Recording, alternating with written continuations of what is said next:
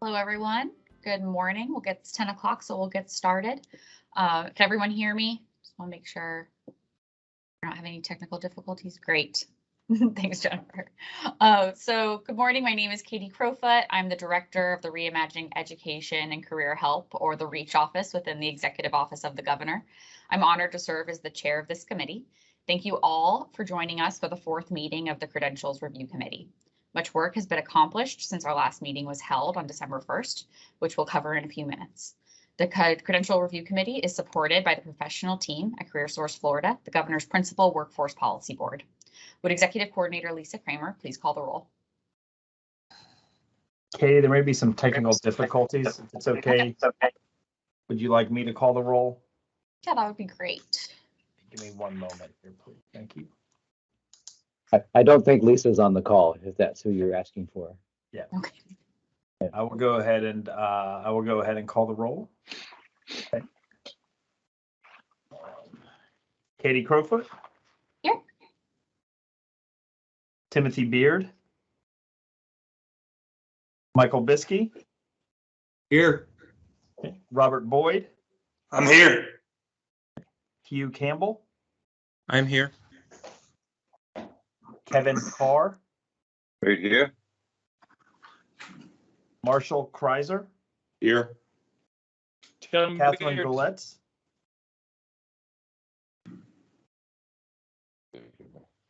Lloyd Gregg. Here. Jennifer Grove. Here. Diane Head.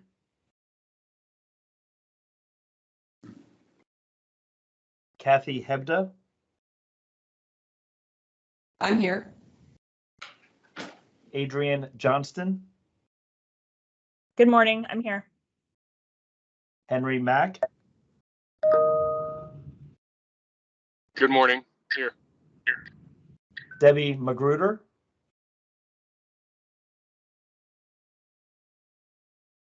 Jacob Oliva. Good morning, I'm here.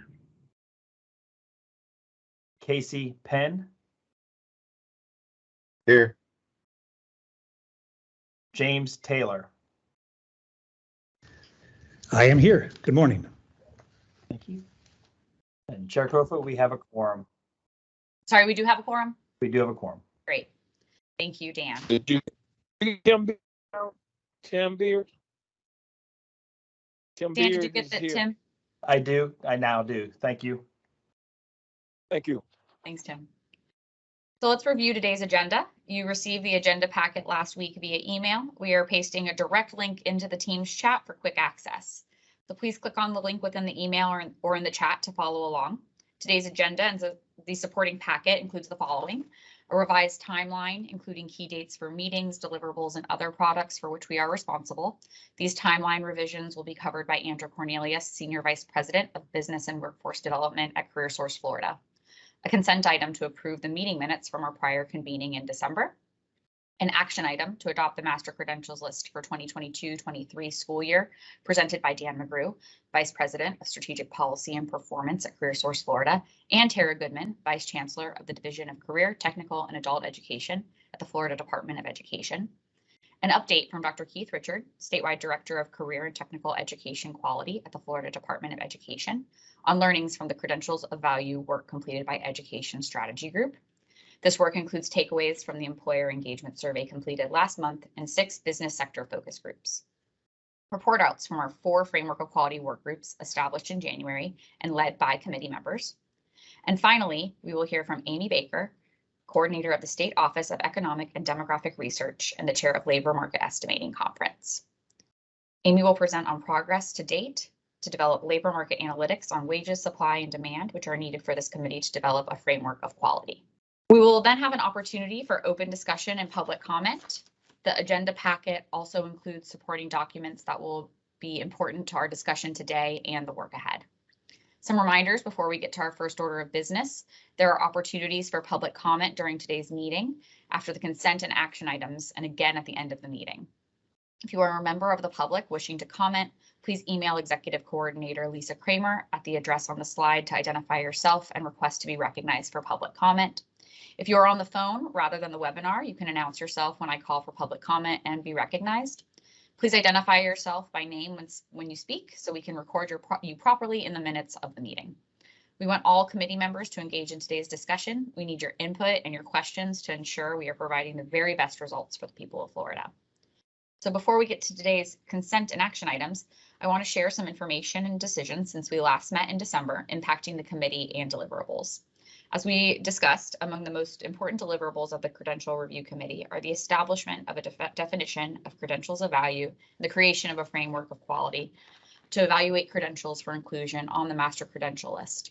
To expedite our work, I have directed staff to create 4 work groups aligned to the key elements of such a framework. Each work group has an appointed Credentials Review Committee member to help guide the work, along with a designated agency staff lead to facilitate the work. The work groups include the following: wage threshold. The committee member is Adrienne Johnston and Dr. Adam Briggs from CareerSource Florida. Demand threshold, committee member Jennifer Grove and Daryl McCall from CareerSource Florida. Credential sequencing, committee member Catherine Golitz and Vice Chancellor Tara Goodman from the Florida Department of Education. Credential occupation correlation and gap identification, committee member James Taylor and Dr. Keith Richard from the Florida Department of Education. Thank you to our committee members for their leadership on these important work groups. Each work group is well underway with the additions of key stakeholders, offering unique perspectives and input. These stakeholders include representatives from economic development, business, local workforce development boards, local education, and state university systems, among others. An overview of the work groups, including a summary of the work to date, as well as the charter for each work group outlining each group's purpose, preliminary considerations, and membership, is included in your agenda packet.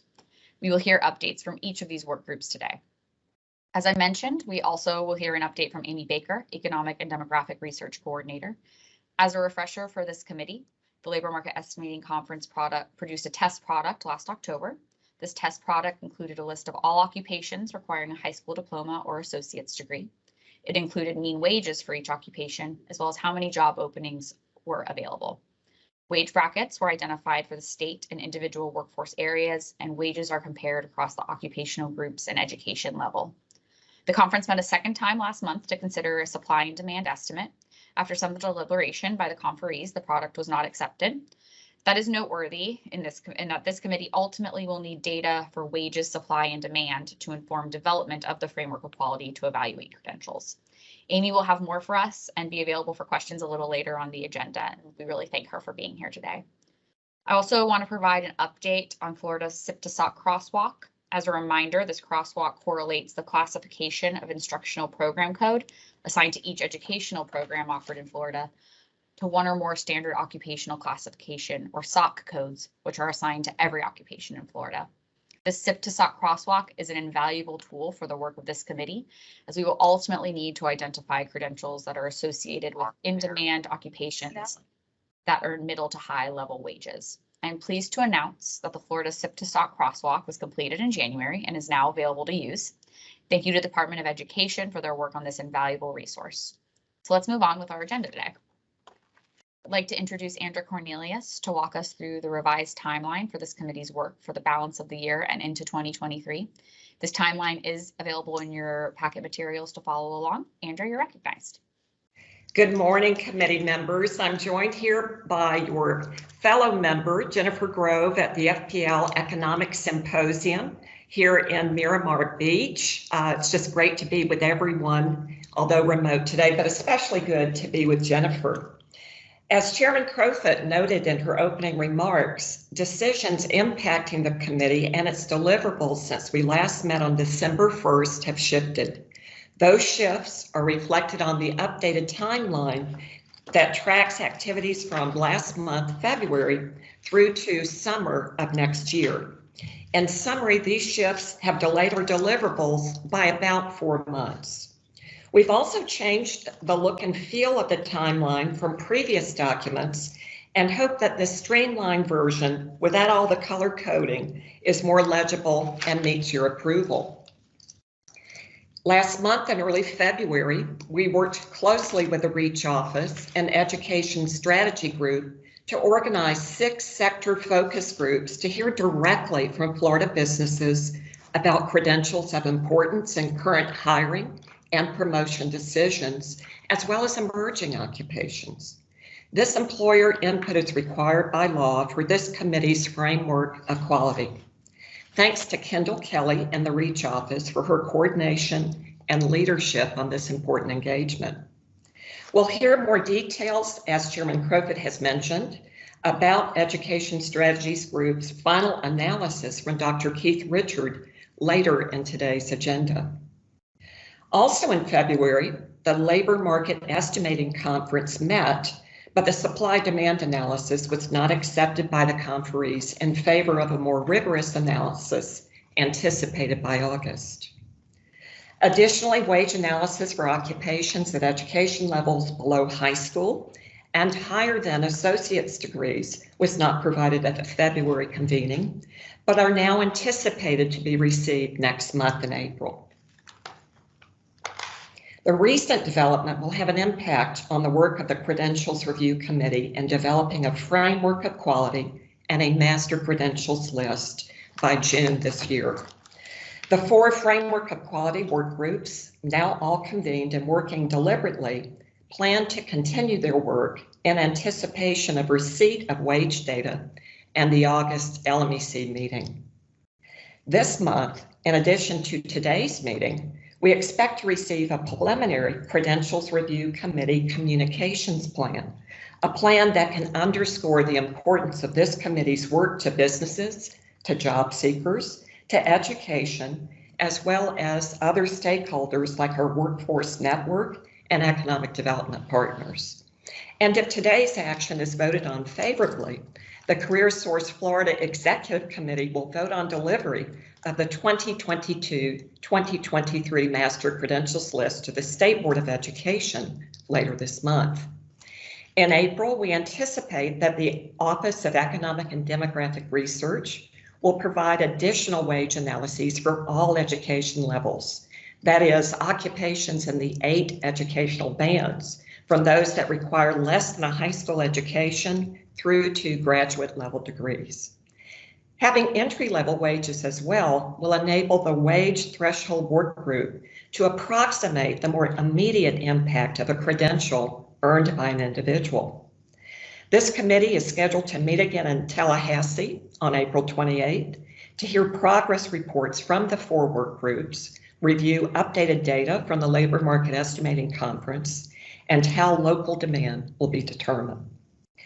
In May, the cross-agency team supporting your work will draft a returned value funding formula to be presented in June. Additionally, the work groups will apply proposed wage thresholds to the credentials list. The next slide, please, Nathan. In June, the committee will meet in Tampa to coincide with the Florida Chamber Foundation's Learners to Earners Summit. The timeline outlines what's to be covered in that meeting.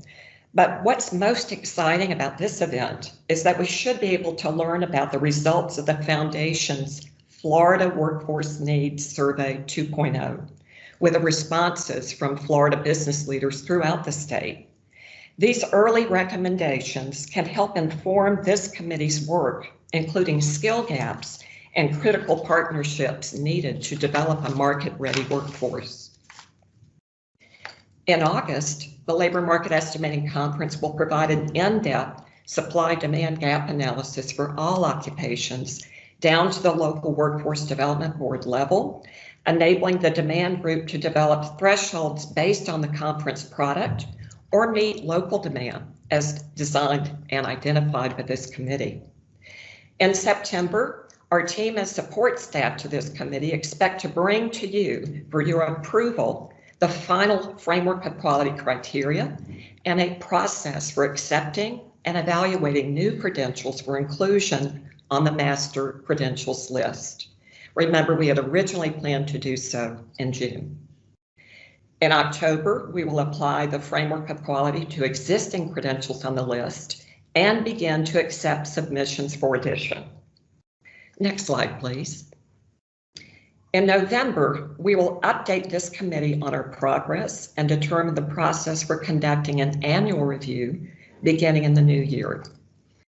In January 2023, Staff will bring to the committee for approval a new master credentials list. We expect that this version of the list may be considerably different than the one today, given the new data that will be available. Then on into 2023, the deliverables of this committee continue to include quarterly adoptions of new credentials that meet the framework of quality, an annual review of the entire list, identifying those that no longer meet the rubric, and so forth. Chairman Crowfoot, that concludes my overview of the updated timeline. What questions do any of the committee members have that I can answer? Yeah, thank you, Andrea. That was quite the robust update. Lots of new information. So do any of the committee members have any questions for Andrea?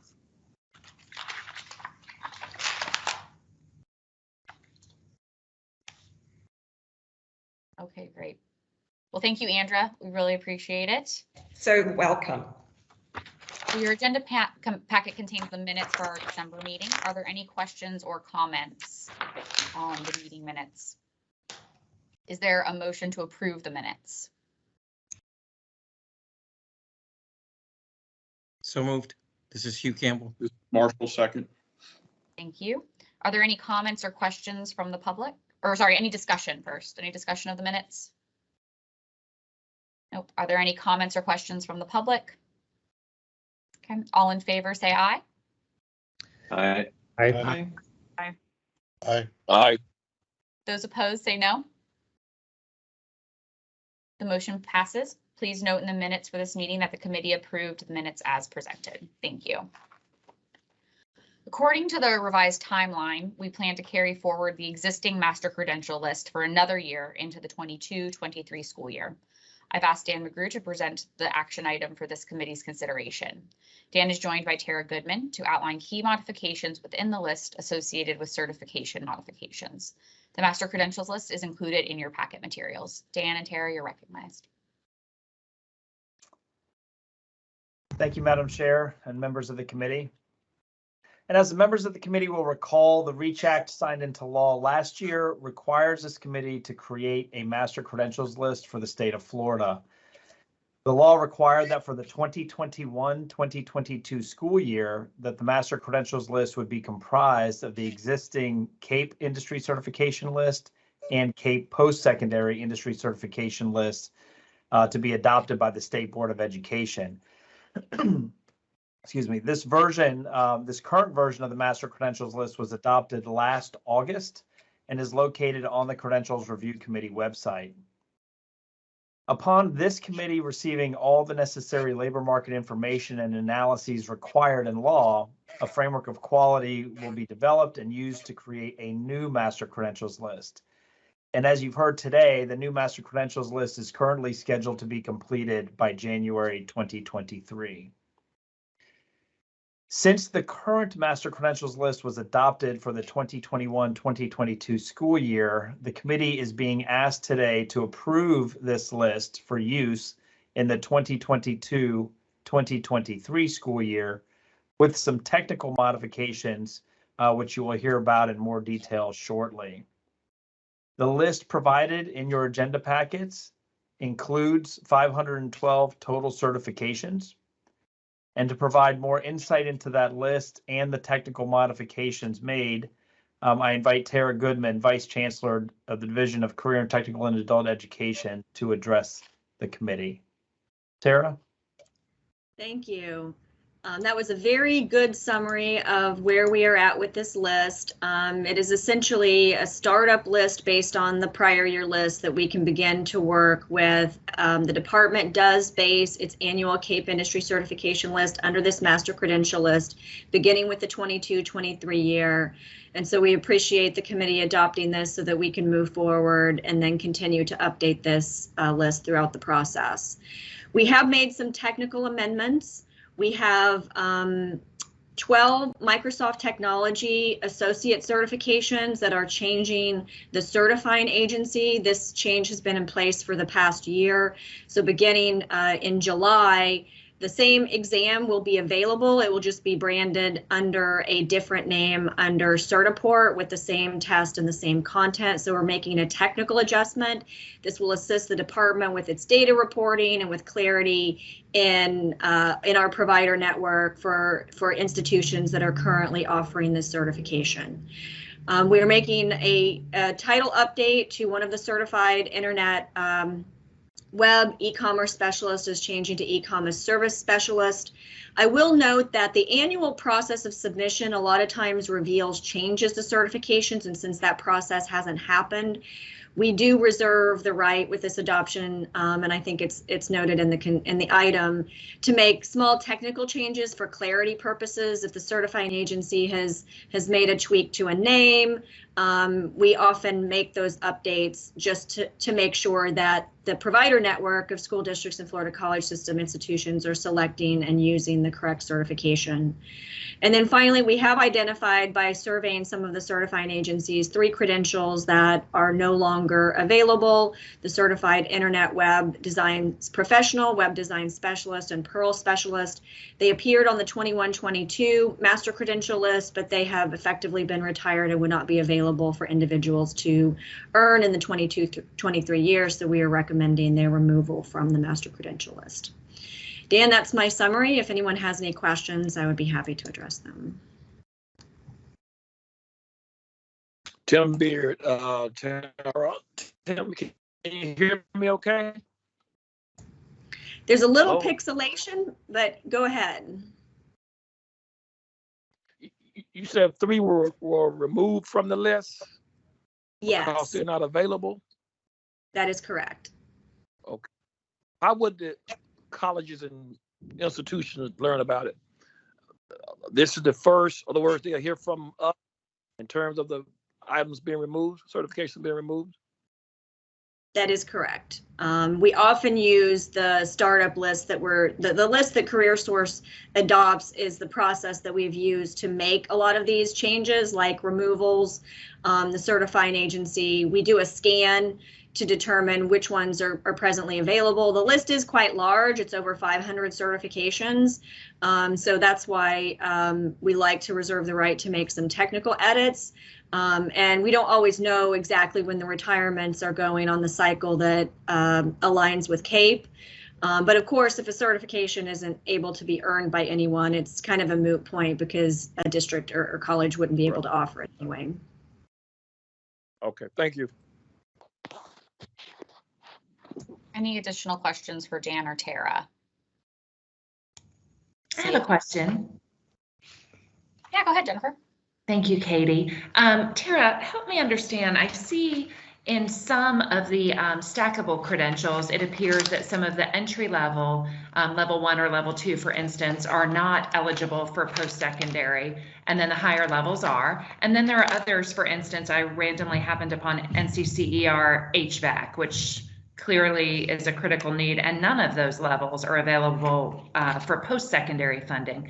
What is the process that's used to determine which are eligible for secondary versus post-secondary? So the historical process has been the following. For the K-12 designations, there was a K-12 post-secondary industry certification funding list. It was largely, for the most part, the CareerSource Florida annual recommendations list. There would occasionally be things that would not appear on the CAPE list because no district was actually offering the certification that had been added by CareerSource Florida, but in general, they were essentially the same list. So it followed the process of submissions into CareerSource, review by the multi-agency committee, DEO, DOE, to make recommendations that CareerSource Florida would adopt. They would adopt their recommendations, and then the department would move to make its annual CAPE industry certification funding list.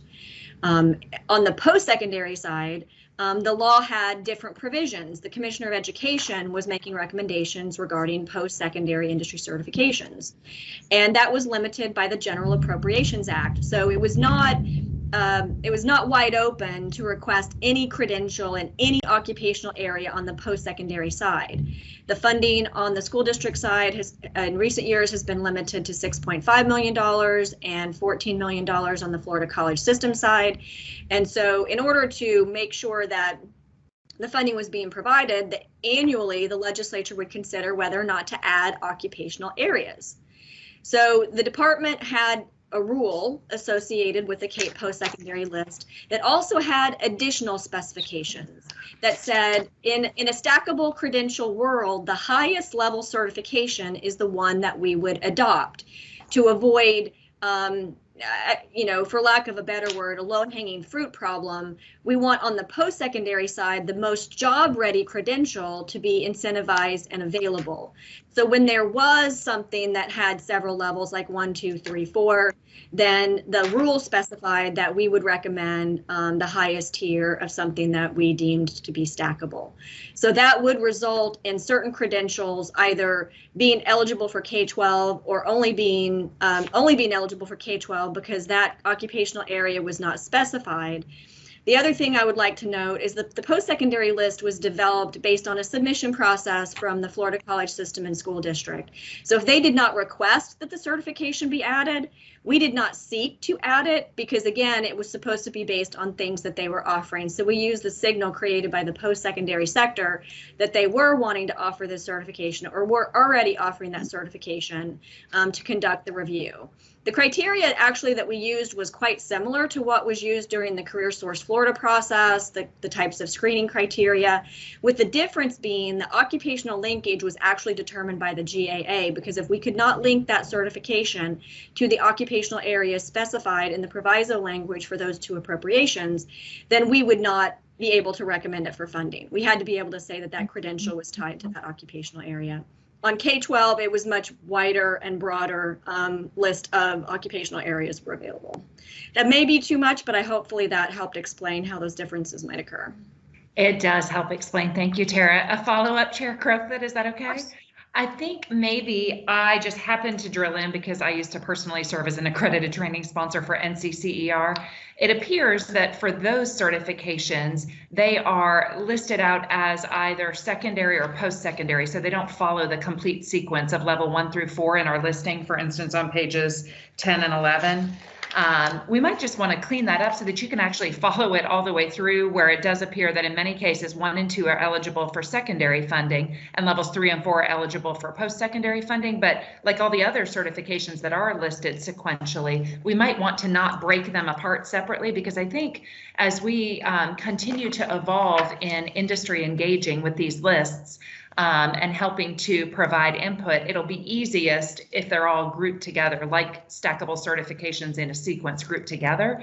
And that's just one series of 2 pages that I happen to note, but there might be other examples of that throughout this list as well that we might want. It's just a formatting thing, I think, what I've identified.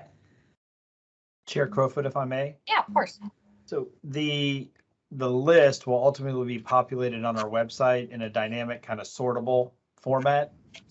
So I think they would be shown in sequence based on the alphanumeric sorting of that list. This is Marshall. Could I ask kind of just a background question on this? Is the application of this list to identify certificates that are eligible for state support, financial support? Is this a list that the institutions are limited to being able to provide,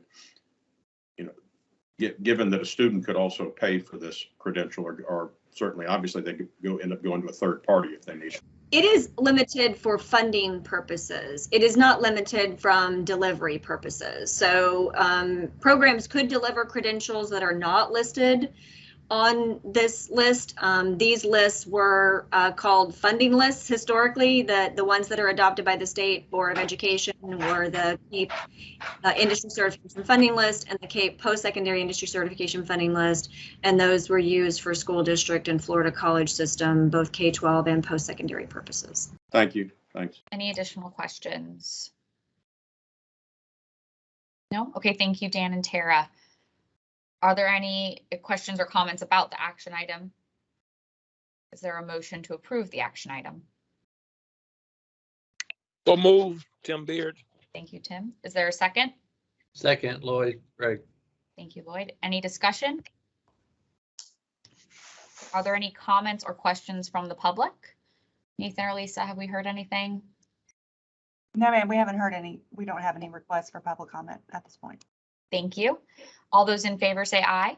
Aye. Aye. Aye. Aye. Aye. Those opposed say no. The motion passes. Please note in the minutes for this meeting that the committee approved the action item as presented. Thank you all. As you know, prior to the enactment of the REACH Act, the Florida Department of Education received a grant from the Bill and Melinda Gates Foundation to define credentials of value for the state of Florida. Education Strategy Group was engaged to complete this work, and we have received periodic updates on this progress at prior meetings. Dr. Richard is here with a high-level overview of the work completed and how this work may help guide our framework of quality work groups. And he will share takeaways from the employer engagement surveys and employer focus groups conducted last month. Let me also thank Steve Bernholtz with the Florida Council of 100 and Andrew Cornelius for their work in identifying businesses to participate in these 6 sector focus groups. Dr. Richard, you are recognized. Thank you, Chair Crowfoot. Hi, everyone. My name is Keith Richard. I'm the statewide director of career and technical education quality for the Florida Department of Education. And as Chair Crowfoot indicated, I'm here to give a high-level overview of the work that has been done with our Credentials of Value project. And while that is not the same work that we're doing in the Credentials Review Committee, it really teed us up to think through a lot of the things that are being discussed and considered with the Credential Review Committee work. Next slide, please. So I'm going to spend about 15 minutes talking about the scope of what we did with the Credentials of Value project. And if folks may remember, I presented at the last 2 CRC meetings to give some periodic updates as the work was still in progress with Education Strategy Group. I'm also going to frame this conversation around how this work is applying the framework of quality that was done through ESG and considerations that can be carried forward with the CRC work. And then finally, the most recent product that ESG is finalizing for us is the write-up on the employer engagement survey and focus group. So I'm going to share some initial conclusions that were drawn from that. So as a reminder, and what Chair Crowfoot already indicated, the Credentials of Value project was a Bill and Melinda Gates Foundation funded project through the Florida Department of Education. And this work was conceptualized in the Division of Career and Adult Education prior to the 2021 REACH Act.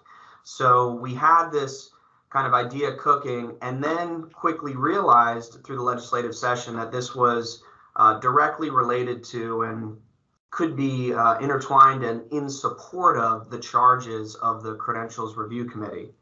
And so as we engaged in this kind of planning for this project prior to the 2021 REACH Act, we contracted with Education Strategy Group to support us in this work. And so they were our lead consultant to develop a mock version of this criteria and list. And based on the scope of the Division of Career and Adult Education and how we made our initial plans and outlined our project with Education Strategy Group, the focus for this Credentials of Value project was on associate in science degrees and below, because those are the credentials that we serve and oversee in the Division of Career and Adult Education. Whereas, as we all know, the Credential Review Committee work and the charge of the REACH Act spans beyond associate in science into baccalaureate and post-baccalaureate degrees as well. And so as the 2021 REACH Act came into formation, as we realized the overlap between these projects, we made sure to shift our goals and our intent and our strategy for the Credentials of Value project so that it could as closely possible mimic and mirror the charge set forth in the REACH Act. And so to reiterate, the work that we've done with the COV project is a mock, and it's somewhat of a blueprint that really gets the ball pretty far down the field. But even at the completion of this COV project, this does not complete the work of the CRC, but rather it outlines some of the considerations and thoughts that we went through in this process, and then elucidates possible options that could be eventually incorporated, voted on, and approved by the Credential Review Committee. But it's really more so of a guidebook with the available data that we had on hand at the time of engaging in this project. And as we've already heard and we've been aware of in this CRC meeting and the previous CRC meetings, the labor market estimating conference data are the driver for the CRC project. And so those data were not used in this COV project. So we know that at the very least, that'll be a change from how we approach things with the COV project. And we also know at the very least, the scope of the credentials reviewed through this process will change as a result of the CRC work. And so while I'm giving a high-level overview right now, my recommendation to the CRC and the CRC work group members is to really read carefully the forthcoming technical report that'll come out from Education Strategy Group. And so they've provided an initial draft report that we've been able to provide feedback on and ask additional questions of some things that we're still looking for further clarity on. And so when we have that final technical report from Education Strategy Group, that'll be a resource that we can share with the CRC and the CRC work group members, so folks can see in written form, what did we do with ESG? What did we not do? What were the decisions related to those? So that we've already created some foundation for considerations with the CRC. So moving on to this slide, I want to give a little context about who were we, what were we doing with this Credentials of Value project and work group. And so we convened approximately 30 to 40 representatives from across the state of Florida, including representatives from our K-12 system, our district technical colleges, state university system, Florida college system institutions, our state agency partners, all the folks that are represented in the CRC work among those state agencies, and had representation so from our local level constituents, our state agencies, and our economic and workforce development board. So we had a wide-ranging group of folks with varying perspectives that met over from May of last year through January of this year to discuss these considerations that were largely guided by what we were seeing in House Bill 1507, the REACH Act. And so this work group in these meetings and in between these meetings were contributing to recommendations on how we would go about measuring wage, measuring demand, defining indicators of stackability. So all those same criteria were the discussion topics and the things that we took a dive into with our COV project. And also importantly, we wanted to make sure that we gave voice to the organizations that were being represented by these individuals. And so that was another part of the work to make sure that our COV project members were going back to their organizations or institutions and sharing our discussions with folks so that we could really incorporate as wide as possible perspective on the types of things that we were considering. So in this slide and the next slide, I'm just going to quickly provide an overview of, well, what did this mean? What was the process that we were outlining with Education Strategy Group for the COV project? And this series of steps in this slide and the next slide should look familiar to folks in the sense that it's the same process, the same charge, the same outline of activities and steps that the Credential Review Committee is going through and our COV work groups are engaging in. So while our general outline and process is the same, it's really the content of each of these steps that would be different between the ESG project and the CRC final product, potentially differences. And so, in our first step, we thought about what thresholds would identify an occupation in demand, that main charge of the REACH Act. We also, in our next step, considered what constitutes a middle and high wage job, another charge. In our third step, taking that information, taking those thresholds, and then overlaying that on occupations to come up with what occupations are meeting these thresholds that we're determining for workforce indicators. And so importantly, in step 4, it's the linkage between those occupations and our post-secondary programs of study and our industry recognized certifications. And as was mentioned on this work group earlier in the call by Chair Crowfoot, we have a new SIP to SOC crosswalk product that we recently adopted in the state. But at the time of this project and this step with ESG, that product was not finalized. So we were using our historical SIP to SOC program to occupation linkage that relied on just a single primary occupation to be associated with each given program of study.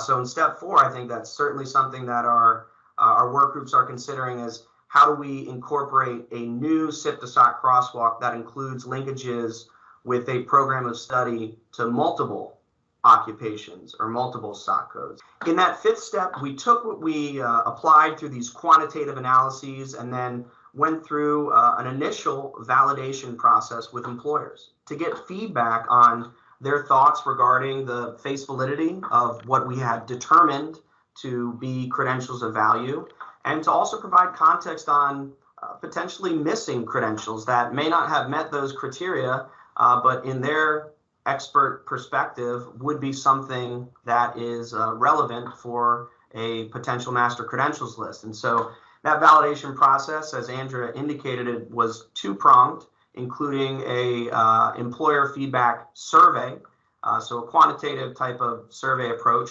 as well as a qualitative focus group engagement to dig into some of the details, more of the details, with a subset of industry sector representatives. In our 6th step, we've outlined with the COV work group criteria that could relate to stackability. But even in our COV project with Education Strategy Group, there's still determinations that need to be made regarding, even if these criteria are the ones that best represent stackability, what combination of these criteria merit a stackable credential? Is it all? Is it one? Is it some particular combination? And so after applying all those steps, we arrive at a credentials of value list, a mock credentials of value list that was based on specific criteria that we outlined in our project that are not necessarily the same criteria that the CRC will use. But when we have this technical report finalized by ESG, that'll be a resource that folks can look at. Well, if we did this, this is where we end up at. These are the decisions we made. What are other potential decisions that could be made at each step along the way? So to dig into some of the detail of how we did the content of each of these steps, as we consider demand. So our analysis for demand looked at SOC codes, occupational categories, and we utilized not the labor market estimating conference product because those data were not available at the time. We instead relied on existing 8-year openings and growth projections that are calculated by Department of Economic Opportunity on an annual basis.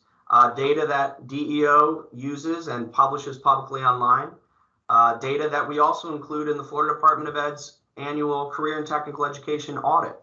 So we used a different data source than the one that shall be used per legislation in the CRC work, but it was our best approach to use existing Florida homegrown demand projection data to come up with a threshold. And the thresholds that we used were the thresholds that currently exist on the Florida demand occupation list criteria. So those criteria of an occupation having on average 500 annual openings and on average 1.26% annual growth, or an occupation on average having 1,200 annual openings, and on average having any annual positive growth, either one of those criteria are existing criteria that we've used in Florida for the purposes of the statewide demand occupation list through DEO, and those same criteria were incorporated into the annual CTE audit. So we were working on precedent, but what we know from the labor market estimating conference is we'll have a new source, a different methodology to calculate similar concepts, but essentially different by incorporating a supply, a demand, and a gap analysis through the labor market estimating conference. Additionally, as I previously mentioned, we linked our programs of study to a single occupation and using our historical SIP to SOC crosswalk that relies on a single linkage. But with our new SIP to SOC product, we have a product that links each program of study to one or more potentially programs of study. So another area where the CRC and the work groups will have the opportunity to reconcile some of the new, more robust data and resources we have on hand to refine some decisions that were made in this mock project with Education Strategy Group. And so for the purposes of calculating demand, if a given occupation was found to meet those criteria and that occupation was linked to a program of study, then that program of study was flagged as meeting the demand criteria in the ESG project. But what I've described previously is related to demand. What I've described was really coming from the perspective of programs of study. So our associate in science degrees, our college credit certificates, our career certificates. But that strategy that Education Strategy Group used was different for the evaluation of labor market demand for industry certifications. We don't currently maintain or have a clear crosswalk that links together an industry certification with an occupation. So those industry recognized certifications are what I'm talking about here. And part of the reason that that crosswalk is difficult to establish is because a given industry certification is a basis of skills that could be applied in some instances to many different occupations. So historically, we have not used and relied on that type of crosswalk. So not having that resource on hand, Education Strategy Group adapted and instead looked to the MZ Burning Glass data, the job postings data, and identified industry certifications or licensures that appeared on postings for job ads. And if a given industry certification was reported by an employer on their job ad as being a required skill or a preferred skill industry cert on 8 occupations, occupations that then met our previously mentioned demand criteria, then that's how we made the linkage there to identify an industry certification being in demand. So in that first process I described, we relied on an existing one SIP to one SOC crosswalk. In this second process for industry certifications that I've described, we've relied on scraping job ads and using 8 job ads as the criteria. And if those 8 jobs, any 8 jobs, at least 8 jobs, met the in-demand thresholds, then that was the crosswalk we used for demand in the Education Strategy Group exercise. So moving on to the other primary criteria that we know from the 2021 REACH Act are the wage thresholds, the middle to high wage threshold, for which we'll compare occupations to, or we'll compare the salaries of program completers to. So the wage that we used, something that I mentioned at our last CRC committee meeting, and the wage threshold was an annual salary of $52,540 or higher. Those came from the initial labor market estimating product adopted last fall, a product that looked exclusively at associate and science degree occupations and lower, lumped all those occupations together, and then looked for natural breaks in the data, natural clusters in the data, and breaking those into 5 clusters. These are the data provided to us by the LMEC. So in each one of those brackets, when we have a few hundred occupations separated into these various brackets, all of the occupations in a given bracket were lined up in their salaries from the lowest to the highest. But importantly, those salaries that were lining up in a given bracket were based on the median salary for that occupation. So for example, in our wage bracket C, which we incorporated as our threshold by looking at the minimum of that wage bracket, that is not the minimum earnings of an occupation. Rather, that is the lowest or minimum median salary for occupations, the 78 occupations that fell into that cluster. And so we use that threshold as for this stage of the process. But what we know from our charge with the LMEC is that a future LMEC product will not only report median earnings and not only cluster occupations into these different brackets based on median earnings, but as a new form of analyses, the LMEC will also be doing something related to entry-level earnings. And so a proxy, not for what people in the middle are making of a given occupation, but a proxy for what folks who are first starting out in that entry level would be making in a given occupation. And so that presents another opportunity for consideration for the CRC and the CRC work groups to think about how, if and when it's appropriate to be using a threshold based on median earnings, or if and when it's appropriate to be using a threshold based on a proxy for entry-level earnings. And so what did we do with ESG once we had this threshold?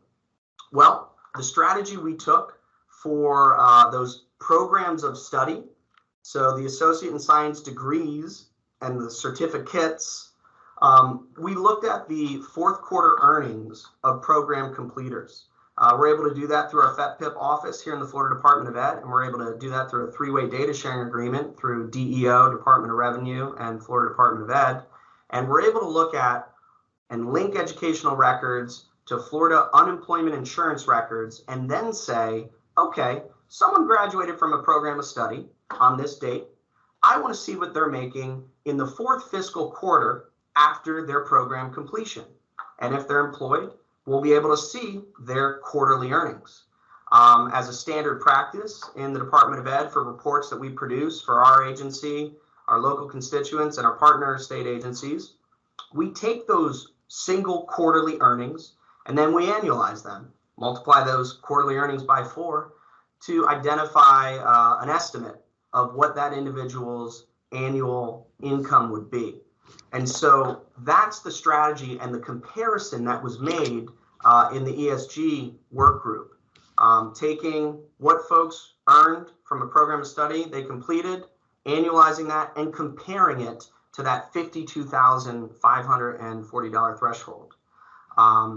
Alternatively, our ability to track the earnings and annual earnings of industry certification completers and licensure completers is a little more messy in the data that we have in the Florida Department of Ed.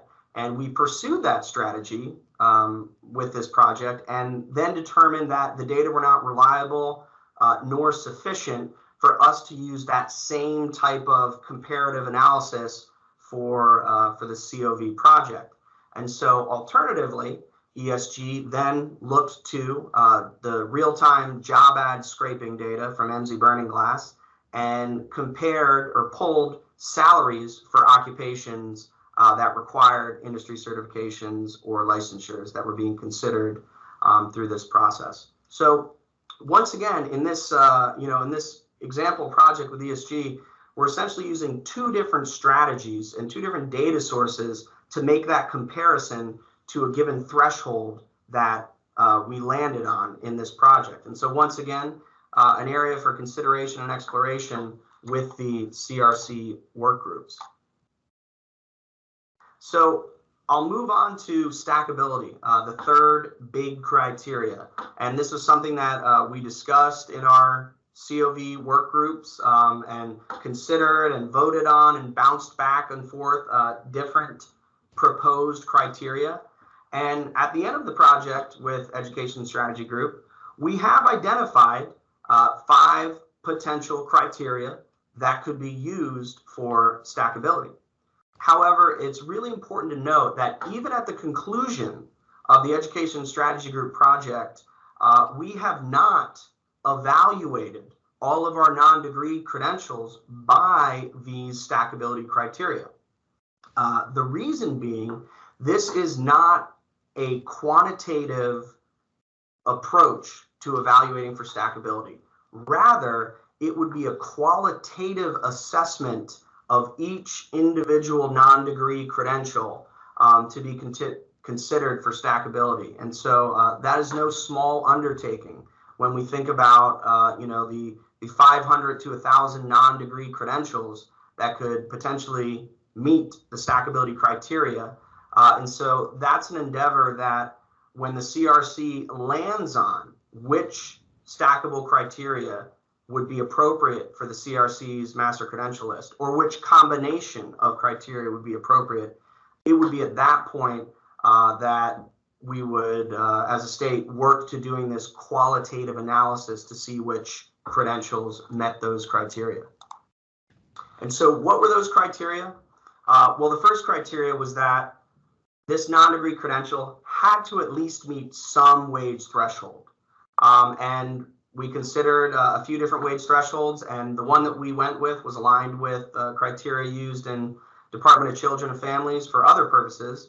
But the criteria was that the non-degree credential needed to meet or exceed a wage threshold of at least 200% of the federal poverty line. So a minimum earnings is something that we had considered as necessary to be considered for stackability. Secondly, the criteria is that this non-degree credential is part of a well-defined sequence of credentials that then lead into a degree that is on the master credentials list. So what exactly does that mean? We're awaiting more details and business rules from Education Strategy Group to help us understand what process can we engage in to make that assessment, that qualitative assessment, on a case-by-case basis for these non-degree credentials, and whether that'll be reviewing program frameworks, reviewing skills, and seeing the overlap between one in the sequence and the next. So those details are forthcoming in what we expect in the final technical report from Education Strategy Group to lay out a process by which we could engage in to qualitatively assess if it is a well-defined sequence. Third criteria relates to our validation by industry. And that is a process that we can engage in through surveys or focus groups, but having that affirmation or that confirmation from industry that, while it may not meet your defined thresholds, CRC, we do in fact know that it is a valuable tool in our field, and it segues into the next credential that does meet yours. Fourth, in Florida, we do have some articulation lists, some existing statewide agreements that have really clarified how one industry certification segues into a certificate or associate in science program of study, or how one non-degree clock hour career certificate segues into an associate in science or college credit certificate program. So those existing lists, gold standard articulation lists, and our statewide articulation agreements are existing resources that we can check this against. Finally, the fifth criteria would be a potential research study that looks to the number of folks who complete a given non-degree credential who then find themselves enrolled in the next credential in that sequence, and coming up with some type of threshold to say if X percentage of students complete a non-degree credential and end up in the next one, then that may be a good proxy for stackability. So I have just a couple more slides here and then I'll wrap it up. So I wanted to talk quickly about our employer feedback that Education Strategy Group led with the help of CareerSource Florida and Florida Council 100. Involved an employer survey for which we received approximately 400 responses into that quantitative survey to essentially ask the industry leaders and employers and show them, for your given industry, based on our process, this is what came out on the other side as meeting our criteria. Do you agree with what we've identified for your industry? If not, let us know. Are there things that are missing from this list that you all find valuable that didn't meet our criteria? And so just to give a little sense of the sample, about a quarter of, or about half of the respondents were employers, were businesses that had 50 or less employees. Respondents, we had a large proportion of respondents from healthcare, large proportion of respondents from architecture and construction, and a large proportion from education and training. We didn't have many respondents from arts, tech and communication, or from IT, or from law and public safety. So things to keep in mind as we're reading that final technical report with these full findings. Who was responding to this? Who was our sample of respondents? And I think we need to keep that into consideration as we interpret these results. Next slide, please. So on that survey, there was a lot of agreement to credentials. Some main high-level takeaways here. There was a lot of agreement expressed for credentials that were identified. Employers were providing to us suggestions, recommendations of things not identified by us. And the reason they weren't identified is because they didn't meet our criteria. So it helps us bring into question how the criteria may or may not be aligned with what employers are actually saying. Additionally, some employers suggested that Florida reconsider or lower, that wage threshold. And I think that kind of connects to a point I made earlier about how that wage threshold was a median salary, whereas we were comparing that 52,000 median salary threshold to folks that just got out of their post-secondary program of study and had just entered the workforce and would be in what we'd consider more so an entry-level wage position. Next slide, please.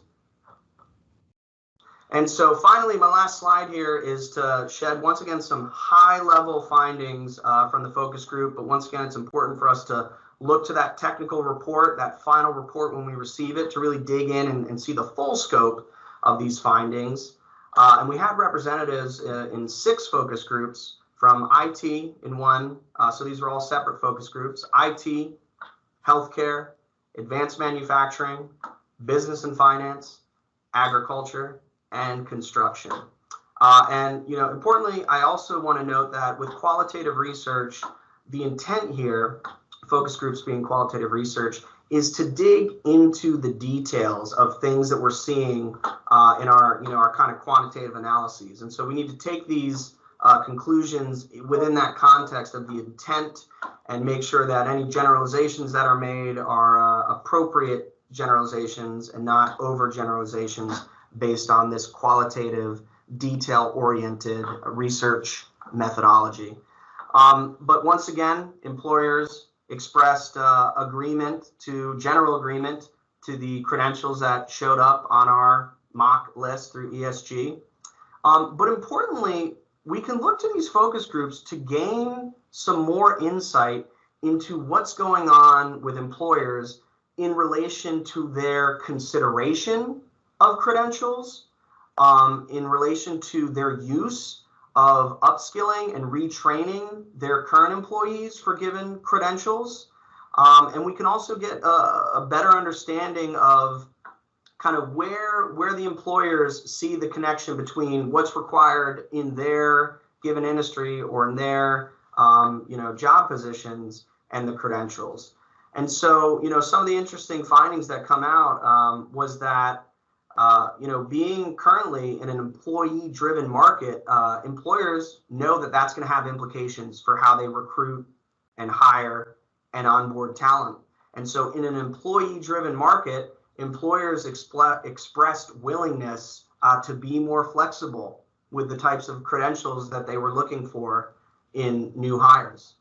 Further, as we think about this connection between employers and credentials, in the business, finance, and IT focus group, employers were suggesting that the experience that folks had was really what they were looking for and more preferable necessarily to an industry certification. But it's important to note that employers in that industry were accustomed to hiring employees with baccalaureate degrees. The manufacturing focus group representatives discussed how they are interested in creating different or new industry certifications that are broader or are less specific so that folks can take those skills across different jobs. And then finally, employers acknowledge that in their work and their engagement with credentials after someone's already on the job, there's room for them to be more involved in upskilling their employees with appropriate credentials, and that potentially the COV list could be a resource for them to look to prioritize that. So a whole bunch of information here, the overview of what we've done with the Education Strategy Group, and the technical report is forthcoming. That'll give us the full look of the details of this process that we'll share with the Credential Review Committee and the CRC work groups. Chair Crowfoot, thank you very much for the time and the opportunity to share. Any questions for the doctor? If I could, this is Marshall, if I could ask a question on the wage data, was that Florida wage data or was that total wage data for graduates? Good clarifying question, Marshall. That wage data was Florida specific, and that wage data looked at occupations that were reported to require an associate in science degree or lower. So it didn't take the full universe of occupations in Florida. It narrowed down that list to occupations requiring an associate in science, certificate, or certification, and then broke those into 5 clusters. Thank you. And have you all tested so if I understood correctly, you look 4 quarters out from graduation. Have you tested that against seasonality in certain workforce areas as to whether or not there's a big deviation if you looked at it in a different methodology? Yeah, I think that is a question that we should really ensure that the wage demand CRC work group takes into consideration, because the simple answer is no. At this point, it was really a standard look of counting out quarters using hundreds of credentials and not having a more refined methodology to account for things like seasonality. And I think that's the issue we've had. It's a question I've always had is does it matter if you were to use a different quarter or use a different approach, particularly, and I'm not sure what you call seasonality. Education has a different season necessarily than tourism, for example. That's a great point. Thank you, though. Appreciate it. And you've got to look at the data regionally because there's a big difference in Apalachicola, Florida, and Miami-Dade County. So we have to look at the data regionally, I'm sure. Chairman Crowfoot, this is Amy. Can I make one comment? Of course.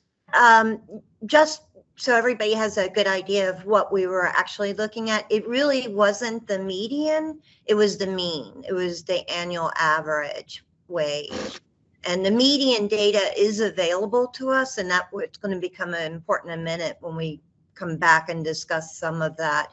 But that is not what the LMAC used. We used the annual average wage, which is the mean. Thank you for that clarification. Any other questions for the doctor?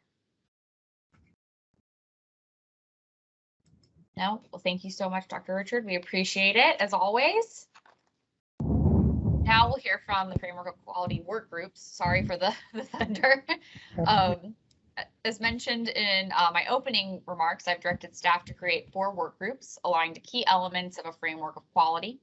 We're going to start first with the wage threshold work group. Deputy Secretary Johnston and Dr. Briggs, thank you for leading this work group. You are recognized. Great, thank you so much, and good morning, everyone. Apologies to the thunder is kind of loud, so if I come in and out, please bear with me.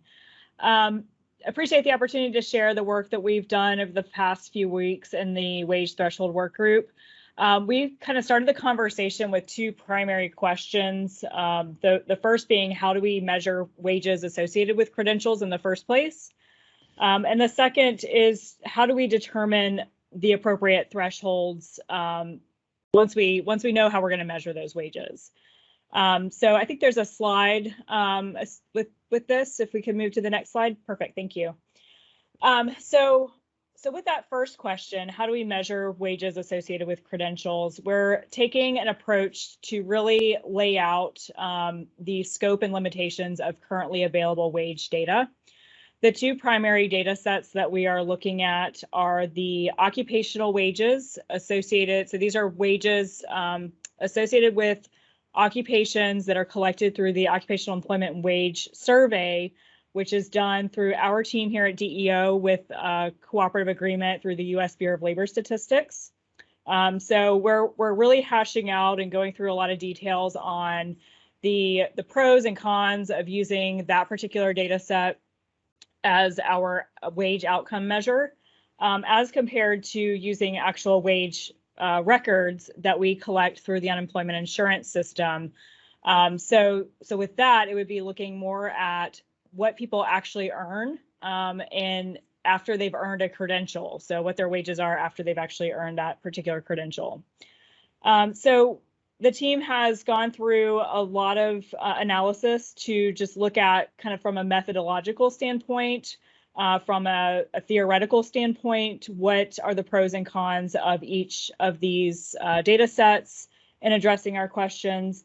And now we're shifting into a more practical hands-on exercise where we're going to actually take some sample data from each of these frameworks and actually apply them and look at different outcomes associated with thresholds on these particular data sets. So in the coming weeks, we'll actually have some comparative analyses to look at what credentials might be impacted by different thresholds applied to these data sets. So as we do that, a couple things that we're trying to keep in mind is looking at kind of the full picture, looking at all occupations to get a sense of, how they rank in terms of wages. Are we looking at how wages stack up across occupations compared to each other? Or do we need to evaluate kind of an outside standard of living type of framework for the actual threshold? We also know that there's been a lot of discussion about applying entry level and middle wages to give some more variety in our comparisons. So the team will start to delve into what that might look like, again, looking at each data set and how that they may be able to answer those questions. And so through those efforts, we'll continue. We have 2 teams that are dedicated to kind of evaluating these questions. And we'll continue to flesh things out. And our goal is to have some recommendations for the committee to consider as it relates to either using one of these data sets or even maybe a combination of them. So with that, I would ask Adam, if you have anything else to add that I might have missed or anything to clarify, I'd welcome that. No, Adrian, I just want to thank you for your leadership on this work group and the engagement of this work group members, as well as that of those on other work groups who are working to collaborate and coordinate these efforts. Thank you, guys. Are there any questions for Adrian or Adam?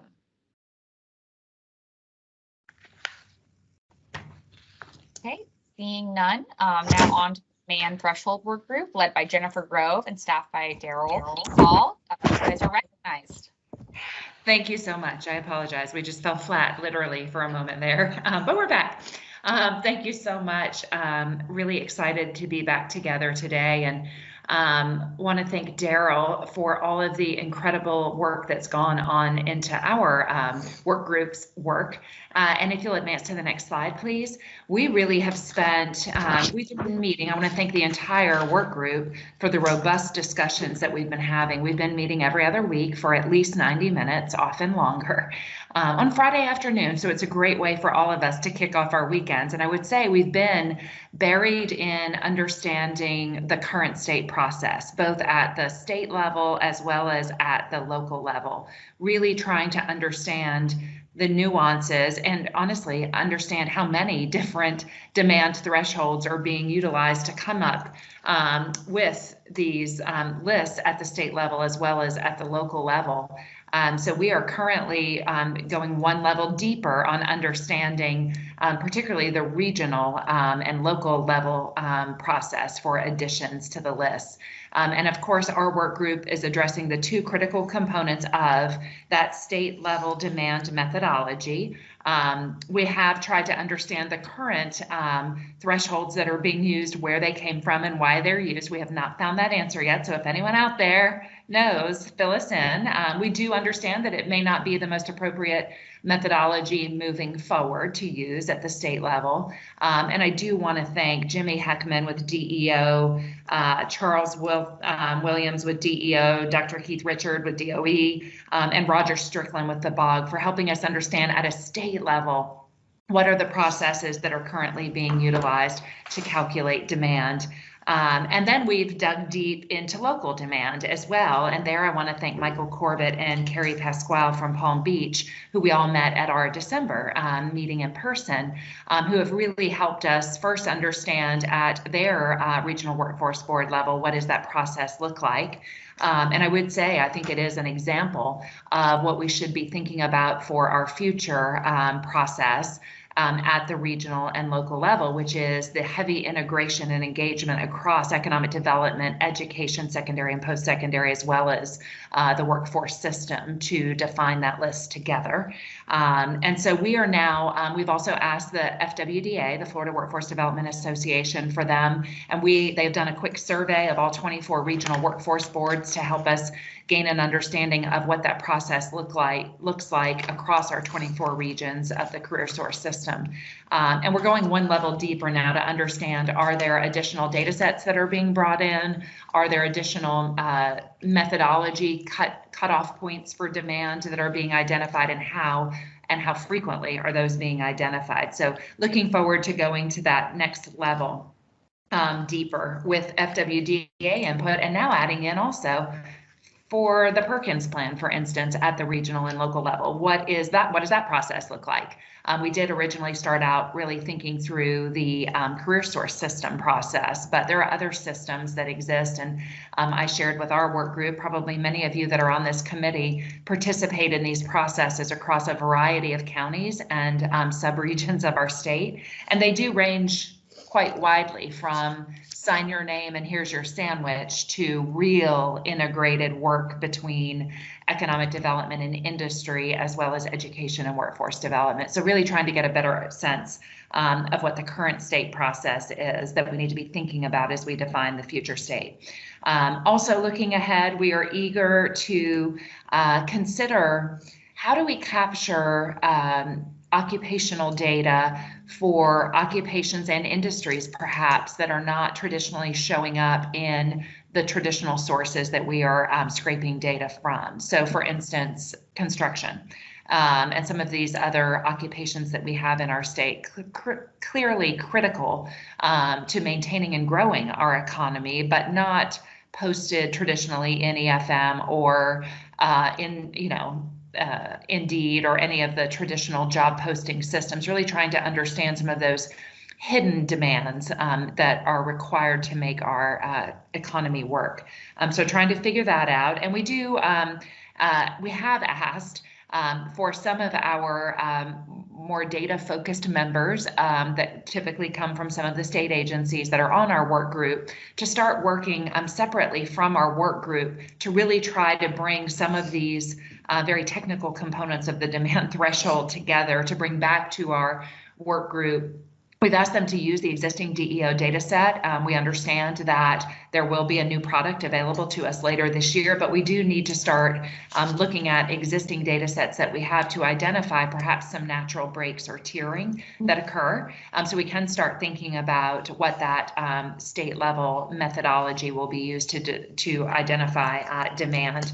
I will share that we have come up with a few things that we believe we will land on, and this is just an interim report to you, but I do think we agree that we will maintain an and an or. And what I mean by that is, as was seen, I think on Keith's slide earlier, today we have the number of openings and growth included, or lower number of openings and higher growth, or lower number of, or higher number of openings and lower growth potential. We do think at the state level, we want to maintain that and or proposition, and opportunity to capture demand at the state level, but really do want to look at the fill in the blanks there, and understand what today's modern data shares with us in terms of insights as where those should be, where we should draw the line there. So we will have asked this sub data team that I think can inform the wage group as well, to start looking at, based on that existing DEO data set that we have, what are some natural breaks, understanding fully that any methodology that we come up with, though it will be insightful for us to see if we select certain combinations of openings and growth, what makes it in and what there concerns us, and also what is left out that concerns us. We do understand that there is a lot of work we can do with that exercise, but that we will need to come back with the LMEC product later in the year to run those calculations again and go through that same iterative process of understanding what concerns does that give us if we land on that specific and or methodology.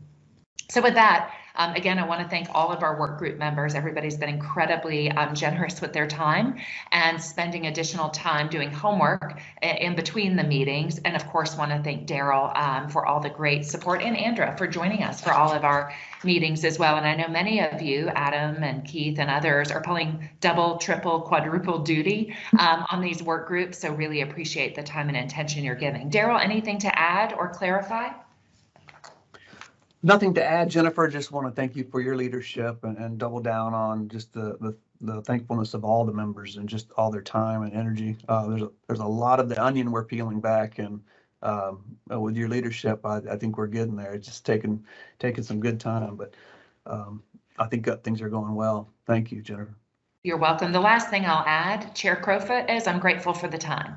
This is a mammoth task, and there's a reason for decades we've not been able to do this, and trying to pull it together in the timeline that we had, I would say was not just aggressive, but maybe didn't allow us to really pause and understand the landscape as much as we need to come up with the product that I think we can come up with now. And, one of the things that we mentioned, have discussed in our work group that I'm sure is being discussed in other work groups too, and we discussed it in December, we really do need to certainly move forward on this process, but then also come up for air and try to understand what are the impacts of the pandemic on these data sets that we're looking at now, and ultimately this methodology that we're coming up with. So look forward to continued work together. Thank you. Thank you, Jennifer and Daryl. Does anyone have any questions? No? Okay, well, thank you guys. On to the third work group, credential sequencing, led by Catherine Goletz and staffed by Tara Goodman. Catherine, you're recognized. Can you hear me? Okay, we're also being impacted by the thunder. So we are the credential sequencing work group. We have 18 members in our group, and we have members from business groups, educational institutions, local CareerSource boards, Florida Department of Education, the Board of Governors, state level CareerSource board staff, and Enterprise Florida.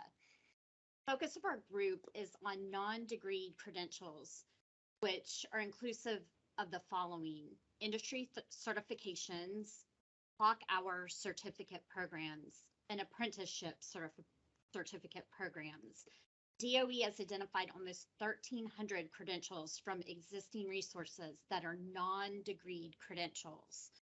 So the primary deliverables in this charter is to define sequence based on considerations such as theoretical versus empirical basis, degrees of correlation, absolute versus relative criteria by industry sector, criteria for consideration, for example, factors beyond wage that might merit inclusion, rationale and criteria for recommendations proposed.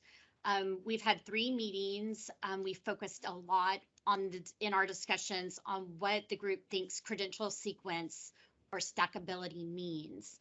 When you think of stackability, you think of something stacked going up. Credential sequence, you think of a sequence of things maybe linear instead. So we've discussed that a lot in 2 of our meetings, and we've had a point-by-point discussion of the elements from the ESG recommendations, which are do they meet or exceed floor wage threshold of 200% of the federal poverty line, are part of a well-defined sequence of credentials that lead to in-demand, family-sustaining wage opportunities, or validated and recognized by industry, and are included on Florida's gold standard articulation list or a part of statewide articulation agreements. So we've gone through and discussed each one of those components and had discussions on how the issues may be different for K through 12 certifications and post-secondary industry certifications.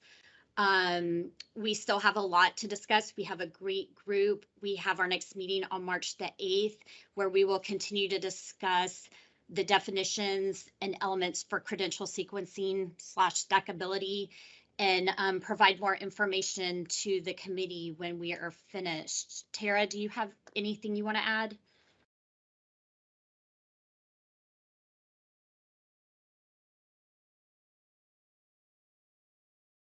I don't hear Tara.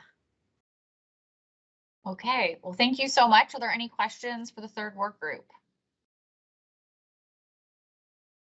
Hearing none, we will wrap up with the 4th work group, credential occupation correlation and gap identification, led by James Taylor and staffed by Dr. Richard.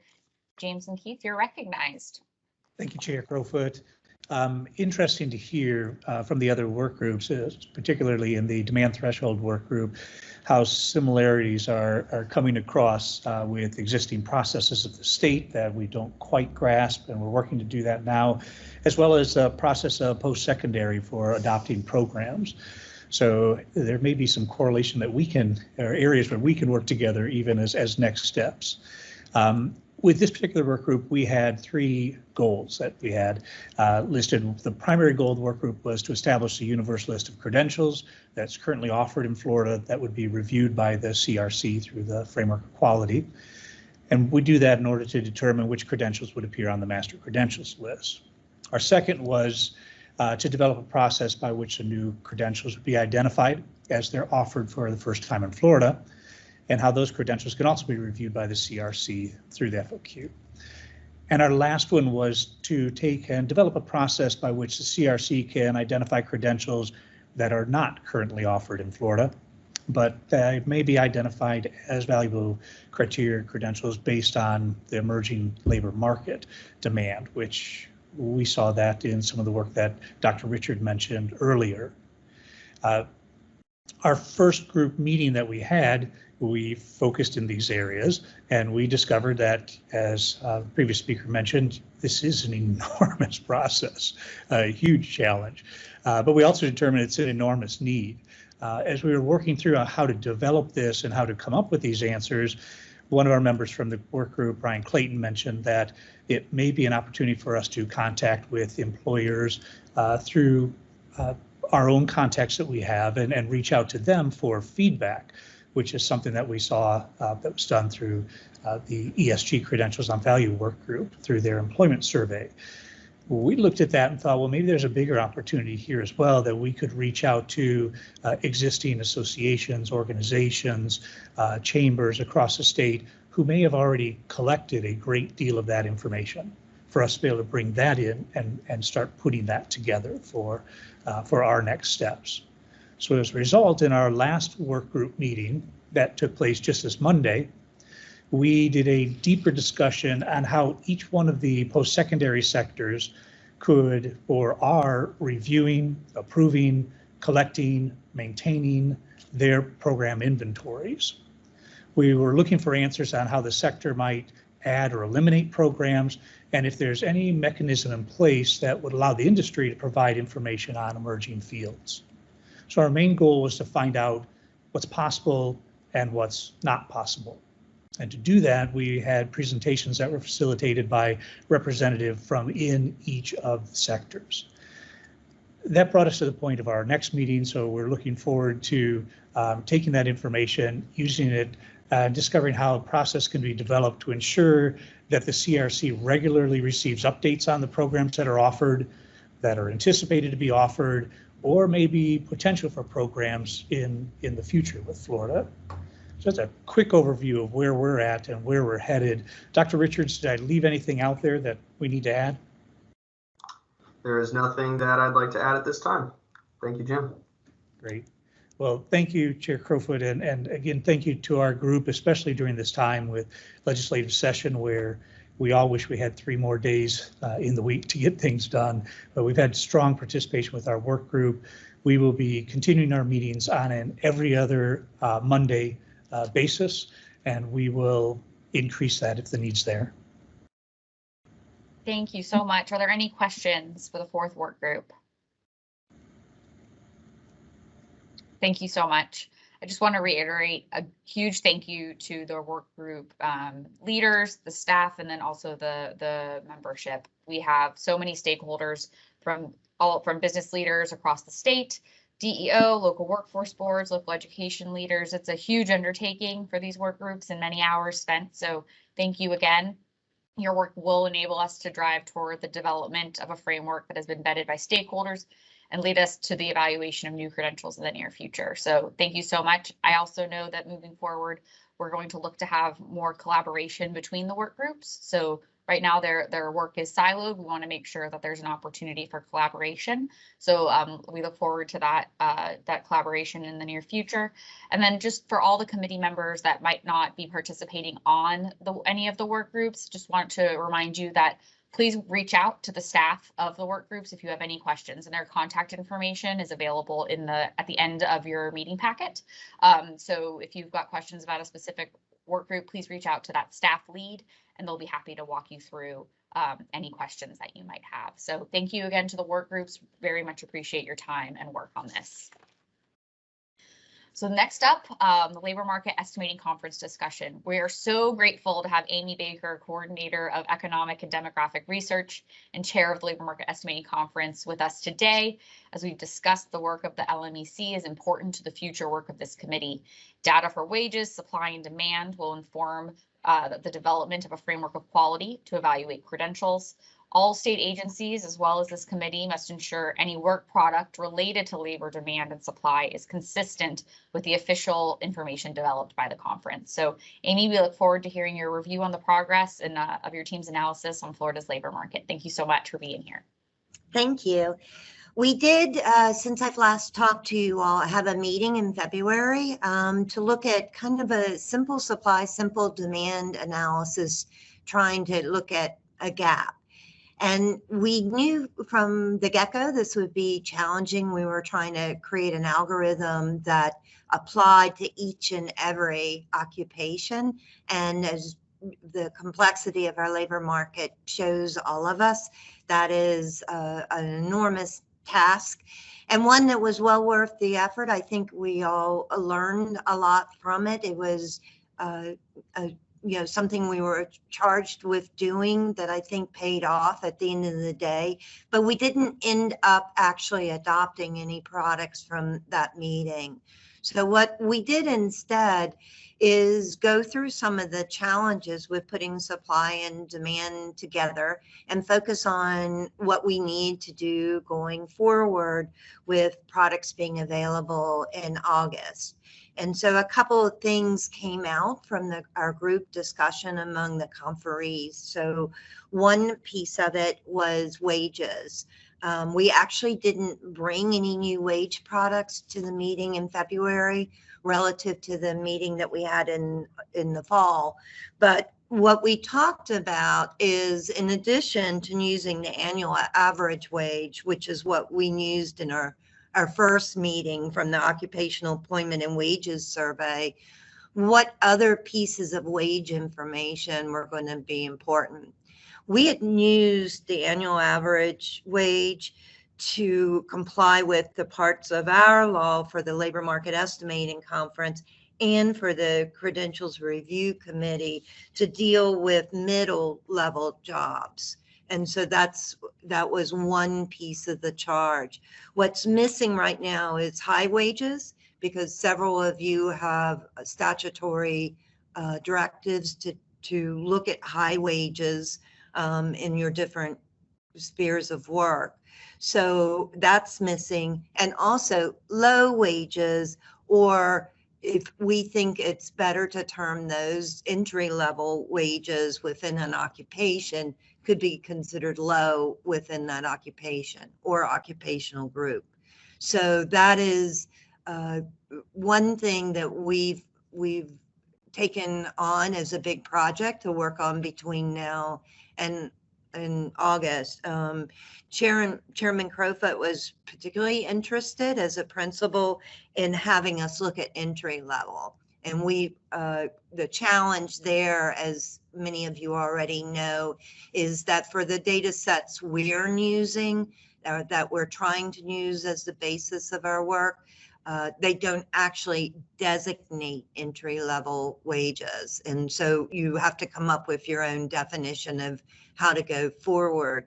And we would appreciate any feedback anybody wants to give us on their thoughts on that and what they've seen in practice. It can be anything from just saying the lowest wages available for the occupation, but that is really too narrow, since the occupations can be in multiple industries that have different starting points.